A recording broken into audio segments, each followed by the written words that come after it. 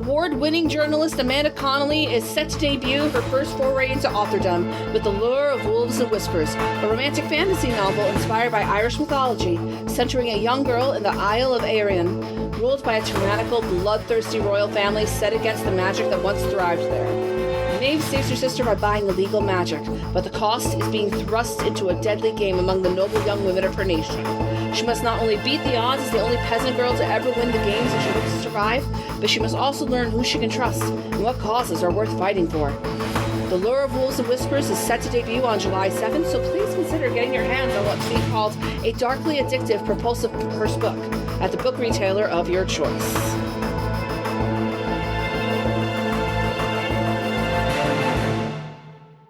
Welcome to Niche Retelling, the podcast where we explore all the ways old tales are made new. I am your host, Jasmine Garcia, and joining me today is... Amanda Connolly. Hello. Thank you for having me. Hi there. Would you like to tell our dear audience why you've been so kind as to come have an interview with us and maybe a little bit about yourself? Sure. Well, thank you so much for having me. You've been so kind to come me onto the show. My name's Amanda Connolly. I'm the debut author, Canadian-Irish author of The Lure of Wolves and Whispers. This is book one of the Murdered Isle trilogy, out on July 7th. And this is a dark, Irish-inspired romantasy story set in a world where magic is banned on pain of horrific death. And one woman enters a lethal bargain, trading her life for the forbidden magic that could save her dying sister, and binds herself to a ruthless but dangerously alluring rebel leader as war and annexation are looming over their Isle homeland. Yes, very interesting premise there. And I gotta say, very interested in the world building. I almost wish we had a little bit more of it while I was reading it, to be honest. But as you mentioned, this is the start of a trilogy, so I'm sure we're going to be getting a lot more in the books to come. Yeah, one of the fun things too with this, like we're so closely anchored through like Maeve, my main character's point of view, and we really only know what she knows, right? And she knows very little just because of where she's growing up and how the world is structured. And so that was really one of the joys with writing book two as well, has been getting to expand that and dive in more and expand all of the lore and the magic, and the world building itself here has been so much fun. That's really good to hear. Now, specifically, one of the reasons why we are here is because it is specifically pitched as being inspired by Irish mythology, which, you know, mythology is a big part of our podcast here. So that is one of my blind spots when it comes to mythology. I think most people know a lot about Greek, definitely know a little bit more about Norse thanks to the Marvel movies. So could you tell us the ways that Irish mythology kind of sets the tone for your story? Yeah, so the story itself and the whole world really of this series has been really, really deeply influenced by Irish mythology, Irish lore, Irish history as well. I am, of course, a dual Canadian-Irish citizen. I have a lot of, my family roots kind of in Ireland. And I grew up hearing the stories of all of the folklore and the kind of magic and the fae and the castles and just all of the really kind of difficult and rich history that Ireland has. And it made such a formative impact on me from a young age. I was always so fascinated by this and constantly wanting to learn more and know more and just kind of feel that connection to my roots. And so when it came time, this has been kind of a lifelong fascination for me. Always reading on history, always looking at this. And I studied history in school. I was a minor in history along with majoring in journalism. And so when it came time to writing this book, I knew really clearly what the world was going to feel like. I knew I wanted it to feel like it was very inspired by the sort of Viking era in Ireland, the sort of pre-Christianization or kind of during the Christianization of Ireland, and wanting to explore the ways that old myths and old knowledge get absorbed into conquest and during conquest, and how that rich history of mythology can kind of take on new tones when you have a new power or a new group of people kind of coming in to rewrite that history and rewrite that faith and that lore and mythology itself. I was looking in particular too around the Tuatha De Danann and trying to figure out like that idea of the old ones who've been here before, and this mythological kind of group of people who there's so much that's lost to them in the folklore, but they are such this kind of rich presence overarching so much of Irish mythology, and figuring out how that evolution fits in. Obviously, looking at the high kings and the system of high kingship in Irish history, it really kind of bleeds so much across both history and folklore. You kind of look at that and you're never really sure which elements are entirely true and historical, which elements, of course, have been exaggerated in myth and lore. And I think that there's just something so deeply fascinating about that blend between myth and between history and the way that the stories that we tell ourselves can change over time. Absolutely. And as I was reading, I was like, oh, this is basically about the Britain colonizing Ireland to a very great extent. It just felt a lot like that.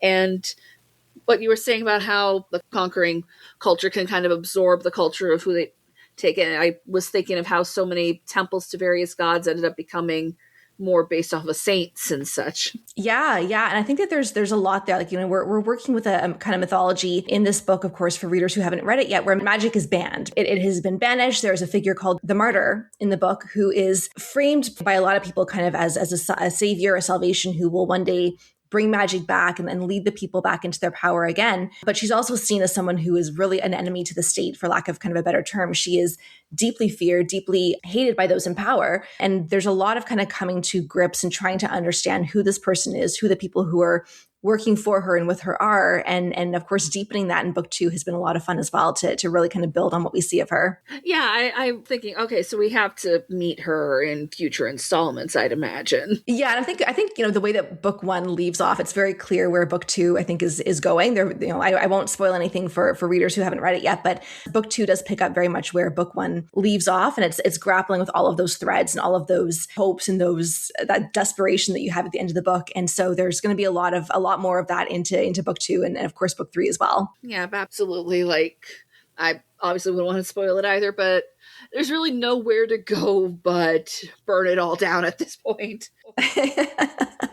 In the narrative, there's just a lot of moments where Maeve is kind of grappling with that those in power just want to crush any hopes of a better future that their people might have. Gee, I can't imagine relating to that. Just kind of her learning, like, maybe there is something I can actually do to make things better. Maybe I don't just have to accept it. Yeah, and that really, I think, has been kind of a driving theme for me. Like, she is a character who is so deeply motivated by love for her sister. And she really starts the book off with this idea that this is a very dangerous world. If she stays hidden, if she stays kind of out of sight, out of mind, then nothing bad can happen to her. She is disabused of that belief very, very quickly in short order, and really has to grapple with the fact that when oppression and violence and tyranny come for one group of people, they're coming for all of us. And this really is a fight where you have to be willing to stand up and speak up for what's right and be willing to sacrifice to make a better world. And there is always that hope of a better world, even when things are incredibly dark. Yeah, it's one of the best things about humans, I think, that we are able to find that. Going back to mythology, Pandora's box and stuff like that. Yeah, absolutely. I think no matter where you look through human history and through all of the mythology and the lore and the histories and the stories that we tell ourselves, like, love is so central through all of that, right? And think that people make, both in real life and also in mythology and in lore, people make the most enduring and the most powerful sacrifices for love, right? Yeah, they take terrible decisions for hate, for revenge, for ambition, for greed, all of that. But the stories I think that really stick with you and that stick with me are always the characters who are willing to do incredibly difficult things for love and for the people that they love and for that hope that there can be a better world. Yep, which I think we could all use, absolutely. Another thing that I found interesting is how the central premise is basically about young women and girls being violent towards each other, being expected to fight. And I'll admit I found that rather refreshing, since a lot of the times in the fantasy genre, that's like oh wow, that's unheard of. But it's like expected in this world. Yeah, I think that there's, and I really had wanted this to be a book where it's not about. So for readers who haven't read it yet, like, this is set amid a deadly contest. Maeve, when she makes her bargain with the rebel leader, is thrust into this deadly trial, and all of the daughters of the noble families across the island are competing to become the next queen. And this is only one person will survive to the end. If you do not win, you are dead. There is no other way out of this. And so she is very quickly realizing, she knows nothing about this world, and she has to learn very, very quickly. These are not just women who are, looking to be kind of a pretty, they want the pretty crown, they want their pretty dresses. They are ruthless and vicious and highly, highly trained and lethal. And she needs to step up her game very, very quickly to compete with them. They are from all kinds of backgrounds. They are very, very strong. They are very ruthless. And I wanted that to really be something that was shown in the book, that they weren't just because they're competing for power. They're not, what's the word I'm looking for? Like, frilly or weak or things like that. They are very strong women of their own accord, and they're making their own decisions for their own reasons that we and Maeve don't always understand. And so it is very much, I think, all of the kind of the women and the characters writ large in this book. I think every single one of them has secrets and has shadows and has reasons for doing things that we are not always going to understand, that readers are not going to always understand. I know, of course, as the author, but most, you're not meant to understand everyone's motivations, but everyone has them. And those can be good, they can be not good, but they are right to every person, right? And that's the kind of thing that I try and keep in mind, especially coming from journalism as my day job, my professional background.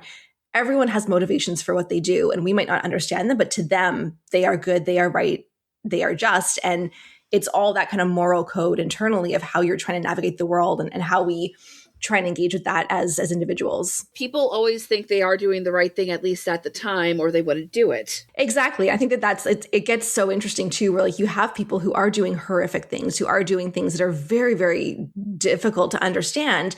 And the challenge for me as the author, especially in a world as grim and dark as this, is to try and make that seem, if not relatable or understandable, that there is kind of there's a shred of, there's a revelation enough in the story that you can kind of see what's driving them and what their motivations are, right? Even if you disagree with them, even if they're incredibly difficult to try and grapple with, like you know why they're doing it to some extent. In a world as grim and dark as this, I do think on some level it is understandable, because when things are awful in your surroundings, it is hard to really see things going any other way, I feel like. So, like, even the worst of these girls, it's like, I do feel a little bit bad. It's just like, I wish we had gotten to know more of your story beyond this facade you probably felt like you had to have. Yeah, and I think that they, again, like there is so much, I think, reality in that, where people, especially if you're coming from backgrounds that don't, systems of power are not built for you, right? Systems of power are not built for women. They're not built for so many of us. And oftentimes you have a lot of people, especially when they come into power, who are grappling for whatever little bit they can get, because that might be all they get, right? That might be all they know. Their one chance to grab it. And so that is the difficult question, I think, if they're all forced into this for different ways, but they're trying to grab what tiny shred of power they have in a world that doesn't allow them to have any. Mm-hmm. Absolutely. Although, speaking of people who systems of powers don't usually favor, I do want to give you a nice little applause for it being pretty queer norm, too. Like, you've got... Oh, thank you. Like, I doubt you could have known this, but this podcast is extremely queer. Like, I'm queer. Most of the people who I have on are queer. Oh, amazing. Oh, good. Okay.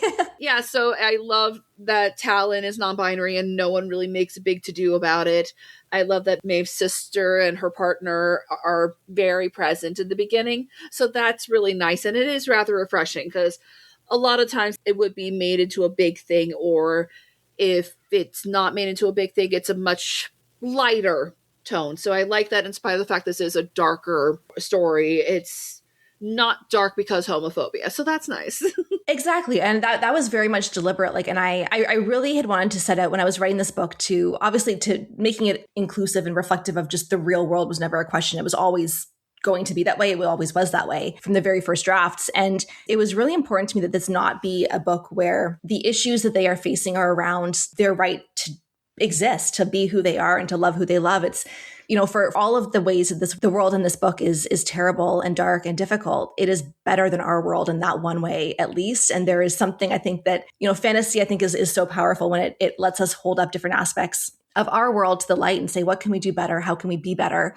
And I think writing fantasy that just reflects the basic fundamental realities of the world that we live in right now, that this shouldn't be an issue. This shouldn't be a debate. This shouldn't be something that's up for conversation or whatever. It's just the way that things are, is kind of just a little bit of a way to make that normal. Yep. And that is always nice to see. And also the characters have bigger problems. Exactly. Right. They are fighting for so much more here. Like there's so much more at stake. This is not, and people, I think love is the most important thing. And if you're not hurting anyone, there's so much more that they're fighting for. Absolutely. Even though this is a romantasy, again, I like that Maeve does have more going on than just the romance. That it's a quick read, but I guess since it does happen in the last fifth of the book, I would call it maybe a slow burn, sort of.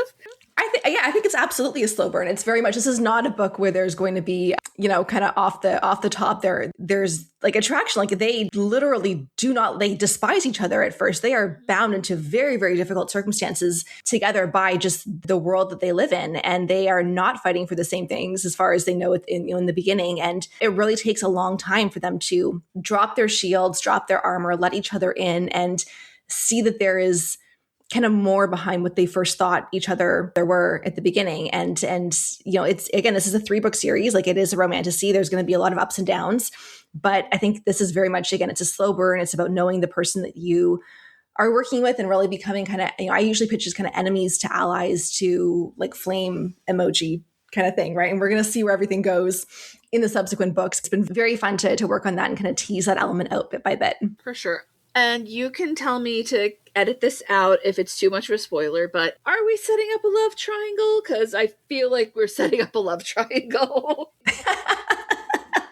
You know what? I mean, you are absolutely, free to ask the question. I am going to just say, there are a number of different characters in this book, and Maeve, she has to learn who she can trust and who she can't, and that's not going to be an easy question. And we are going to learn more about there's a rebel in this world, there's a prince in this world, but both of them come with perceptions that may or may not be warranted. And we're going to figure out through book 2 and book 3, who is she right to put her faith in? Interesting. Okay.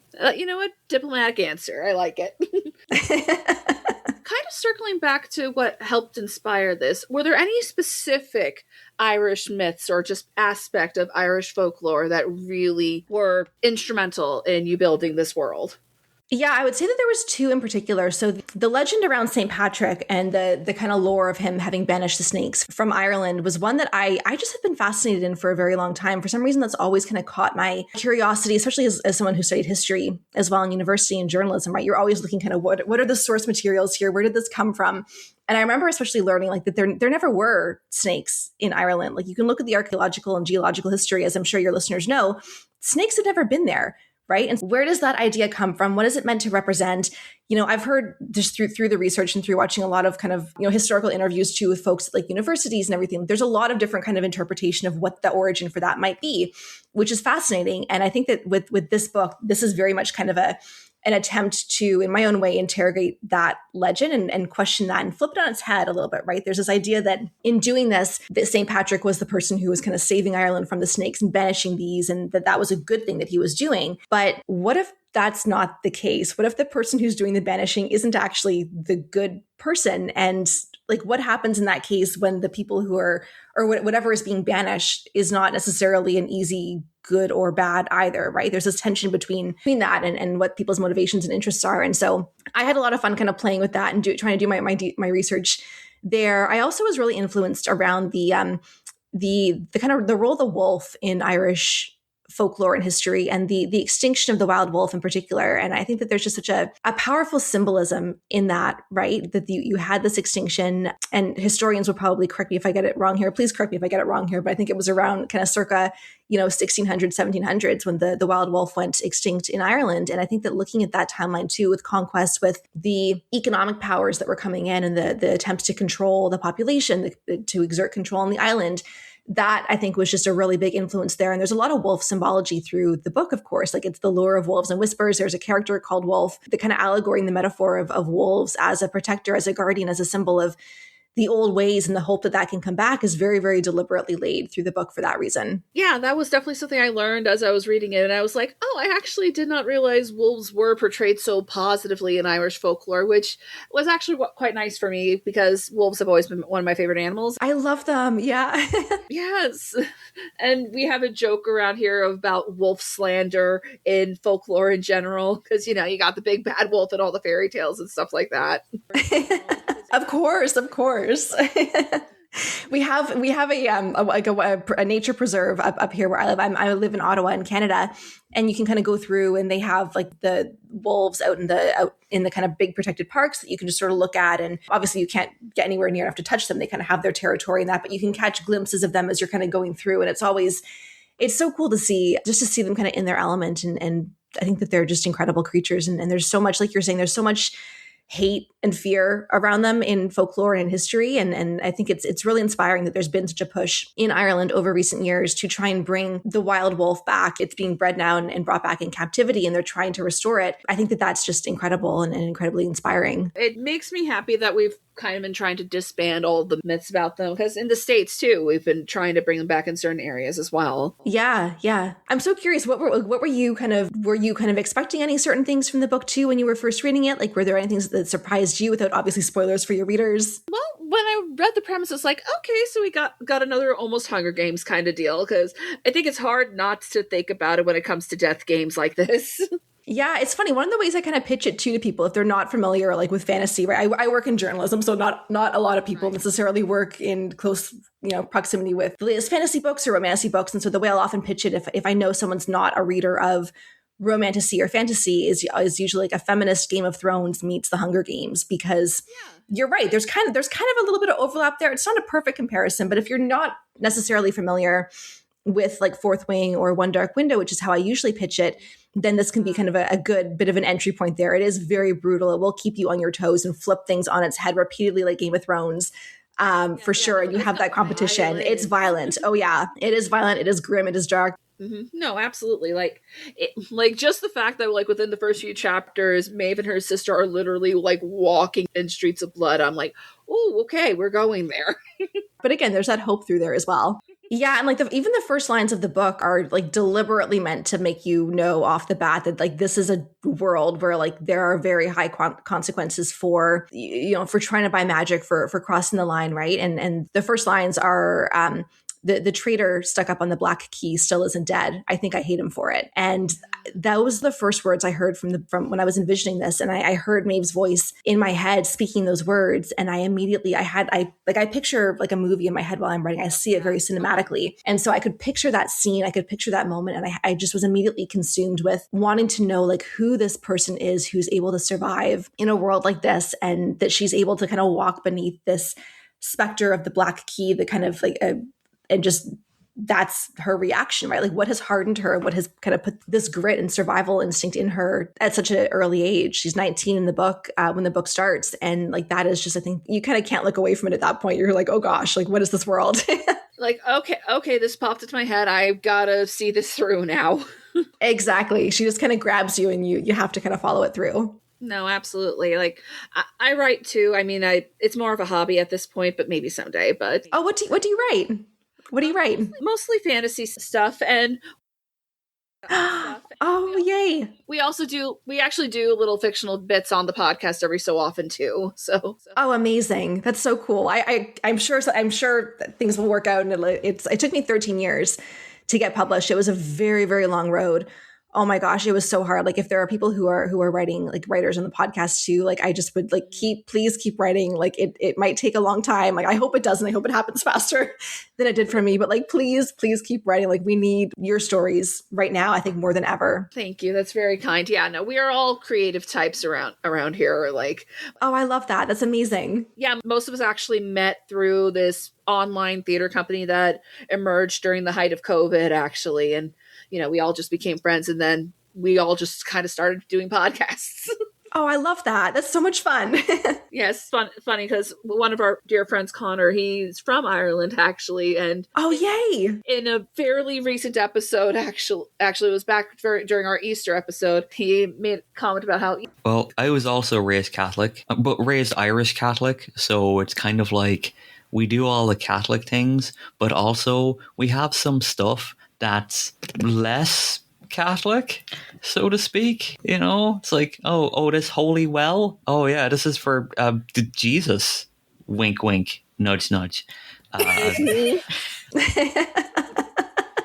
Like you said, it's just the intermingling of the pre-colonial folklore and the Catholicism.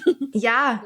It's so deeply woven. And like so both sides of my family are from Ireland, like maternal, paternal, and we're both sides of my family are from the north. And so it's very, I think, interesting to see kind of all of those, just the legacies and the histories and the different views of things. And I think that there's I find so much inspiration in Ireland and all the work that they've done to overcome the differences of the past and to try and chart this hopeful future, right? And try and just kind of overcome really there's no silver bullet for political differences, right? It's really about like, do you have that will to reach out to the people who are different from you and try and find a common ground and a point of connection, even though you might have hurt each other in the past? Like, how do you overcome that pain and that history? And I think that there's so much endlessly inspiring in that.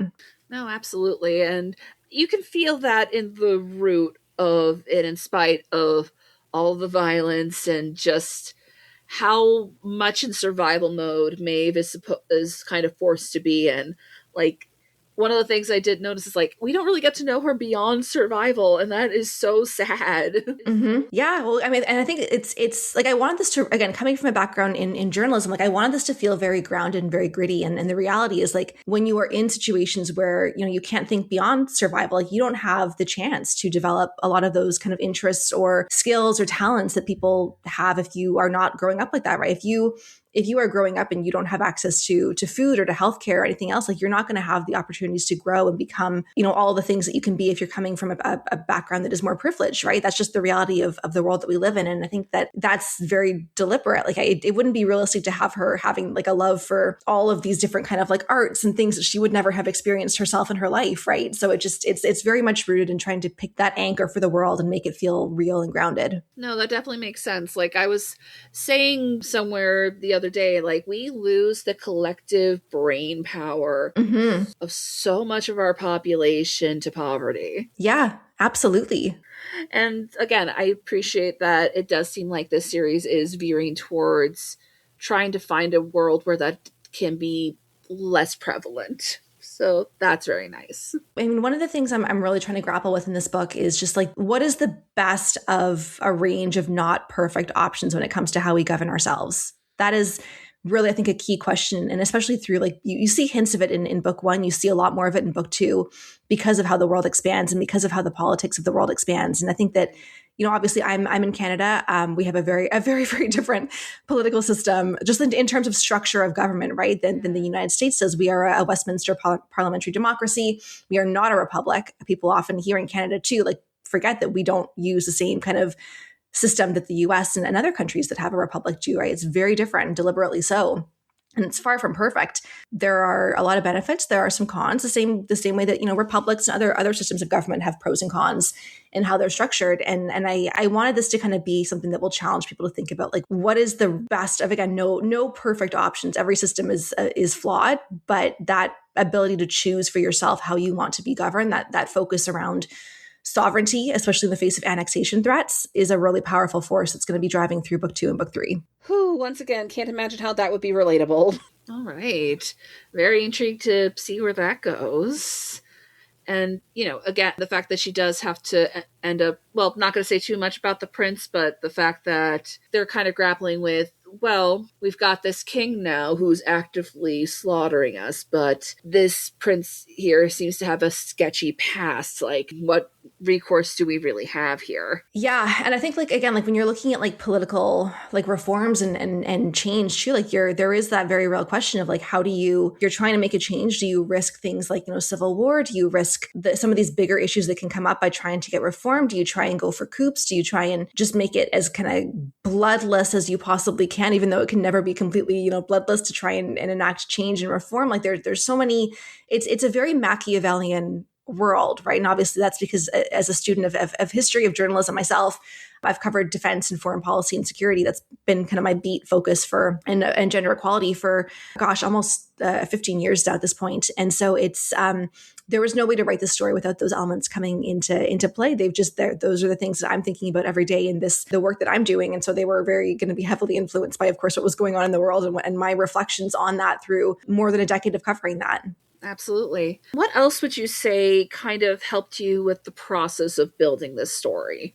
Music, definitely. I'm very, very influenced by music. I write to music. I brainstorm to music. I constantly have it on when I'm kind of hitting a plot point that I'm not sure about. I'm always going for a walk, listening to my playlists for my books. They're all up on my Spotify. Yeah, and I often am kind of posting things too as I'm like drafting, just like little snippets of what I'm listening to for a scene or that kind of stuff, just to kind of give people a little hint of the vibes that I'm going for. But I'm very much like, I plot a lot. Like I plot very, very detailed. It's just the journalist aspect of my brain. I need to know kind of what piece of information I'm building toward, how I'm kind of going to structure a story to get that. You know, if you have a great quote in a story for journalism, you want to build towards that, right? And let that kind of be powerful and impactful. And so I'm always thinking about the structure. When I'm writing, I use Save the Cat Writes a Novel as my kind of beat focused story structure. That kind of screenwriter thing just really, it resonates with my brain, trained in broadcast and writing for journalism. And so I'm always thinking about those aspects of it and just trying to keep things moving along and have fun with it at the same time. That's the most important part. No, absolutely. And I would absolutely love to get those playlists or the show notes if you wouldn't mind. Yeah, they're all my handle on all of my social medias is the same. It's Amanda Conn. You can find me again. I really only use Instagram and Substack and Spotify, of course. I just have them claimed in other platforms so that nobody else grabs them. Honestly, fair. Yeah, and there's a lot of platforms like you used to use as a journalist that you don't use anymore. Yeah, those are all up on my Spotify, and I have got drafting playlists for book 2 and book 3, and yeah.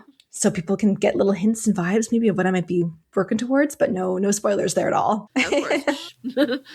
Do you have anything else you'd like to say about the book or even in general for our audience then? Yeah, I would just say thank you so much for having me. It's been so lovely to chat with you. And I love the interest in Irish mythology and Irish lore. I would say one of the things that I really was, also inspired by, and I would encourage people to do their research around too while reading this book, was also the Irish language in Gaeilge. I don't speak it myself. Again, I live in Canada. I didn't grow up in Ireland, even though I'm a dual citizen. Yeah, no, I saw it sprinkled though. Yeah, and I speak English and French, but I'm not someone who ever had the chance to learn that growing up. And I've been really just trying to follow as many of the incredible. There's so many influencers like Gen Z folks online right now who are just giving this massive revitalization to the Irish language, and it's so wonderful and inspiring and cool to see this kind of wave of love for that language. And I'm trying to learn it myself, and I've been trying for a while. And so I had a lot of fun just kind of building in references to that through the book. The language in the book, Old Eireann, is based around Irish, around Gaeilge. People who want to look for little clues or Easter eggs, I would just say, do your linguistic research, learn about Irish, do what you can to kind of learn more about how they've brought this language back to life. And I hope that there is, even a small bit of interest that I can help to share, even as someone who doesn't speak it myself, but who is trying to and has deep admiration for it and for what it has endured and survived. That I think is the coolest thing. And I hope that people come away from this with a little bit more curiosity and love for Irish culture and folklore and heritage and the language itself. Yeah, absolutely. Like I know how you feel though, because my father's Dominican actually, so I do have some Taino in me. So yeah, I feel like I've grown up so separated from that, even though I'm very proud of that heritage. And it is nice to see so many people kind of reclaiming those pre-colonial aspects of their heritage. I hope I can do more of that someday. So very cool that this is kind of how you're bringing attention to it, even if you haven't quite reached the point where you could speak it yet. Absolutely. I think there's, whatever, I think, again, I'm not a speaker, but I think just trying to share the love and the enthusiasm for how beautiful this is and how much it's overcome and endured is still really, I think, valid and hopefully worthwhile and can bring more light on that as well. Yeah, no, I would say if you have questions, follow me on Instagram. I'm always on there, and just feel to tag me on posts or things that you like about the book, and just I look forward to hearing from readers who read it. Yep, and it's on sale on the 7th, right? Like it's officially on sale on the 7th. Yes, July 7th. July 7th. Yeah, we've sold all around the world, so it will be on shelves, English-speaking shelves everywhere you buy books on July 7th, and then we have translation coming into German, Spanish, and French next year. So that is very exciting. Very good. All right, well, we're all looking forward to seeing where this all goes, and thank you so much for talking with us for a bit today. Thank you so much for having me. This was great. And for this week's Heroes Call to Action, we are highlighting the Endangered Languages Project, speaking of the revitalization of the Irish language. They are a nonprofit organization dedicated to revitalizing Indigenous and endangered languages around the world. They help bring people together across borders and boundaries to address the urgent issue of language endangerment. They help build networks, mobilize capacity, research, and share knowledge to sustain language diversity worldwide, and provide access to evidence-based data on language vitality. By facilitating collaboration between Indigenous, endangered, and/or minoritized language communities and supporting language revitalization and documentation, we help build a world where languages and their communities thrive. You can find out more in the show notes, as well as links to pre-order your copy of The Lore of Wolves and Whispers. Thank you once again, Miss Connolly. And you can find me at Faye Riviera on all the socials, as well as this podcast at retellingpodcast.tumblr.com. And if you have ruined your wallets, please consider donating to our Patreon, our Ko-Fi, or the support the show link below.